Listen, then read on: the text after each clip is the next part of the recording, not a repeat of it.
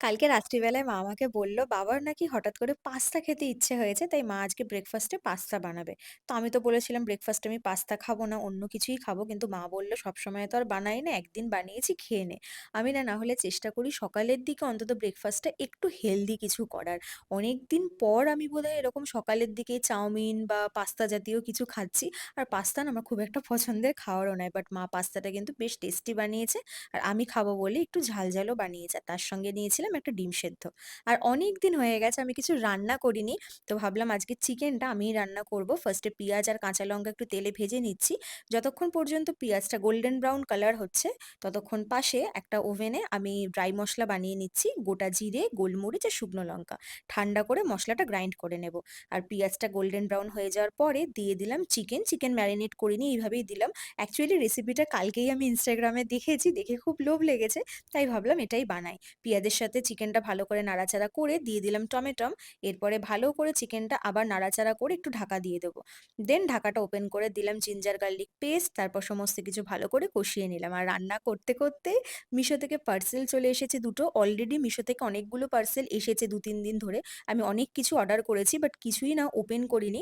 যেহেতু ভেবেছি একটা আনবক্সিং ভিডিও করব, কয়েকটা আনবক্সিং ভিডিও করব, তাই আমি এগুলো একটাও ওপেন করিনি। আদা রসুনের কাঁচা গন্ধটা চলে যাওয়ার পরে এবারে সব গুঁড়ো মসলাগুলো আমি অ্যাড করে দিলাম।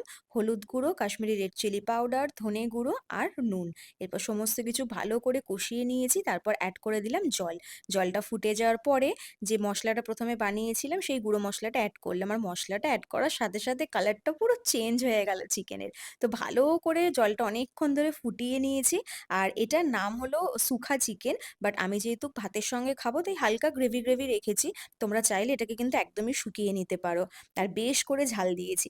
তো এবার লাঞ্চ করে নেব। লাঞ্চে আজকে খাবো ভাত, আমলকি সিদ্ধ, মা আমুদি মাছের ঝাল বানিয়েছে আর নিয়েছি কাঁচা পিঁয়াজ, কালকে রাতের আলু পোস্ত আর চিকেন।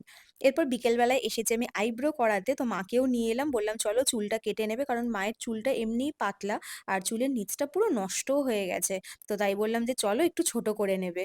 দিদিটা কিন্তু খুবই ভালো হেয়ার কাট করে। আমিও ১ মাস আগে আমার চুলটা এখান থেকেই কাটিয়ে গেছি। আমার চুলের নিচটাও নষ্ট হয়ে গেছিল। আর দিদির হাতে চুলটাও দেখলাম খুব তাড়াতাড়িই বড় হয়। ১ মাসের মধ্যে আমার চুলটা একটু বড়ও হয়ে গেছে। আর মা আজকে রাউন্ড কাট করিয়েছে। দেখতে কিন্তু চুলটা মায়ের বেশ ভালো লাগছে। আর সন্ধ্যেবেলায় আমি আজকে খেলাম বয়েল চানা, তার সঙ্গে ২ টো খেজুর। আর তার কিছুক্ষণ পর খেলাম ব্লাক কফি, রাজদীপ খেলো দুধ চা। তো এভাবেই কাটলো আজকের দিনটা। ভিডিওটা ভালো লেগে থাকলে অবশ্যই একটা লাইক করে দিও।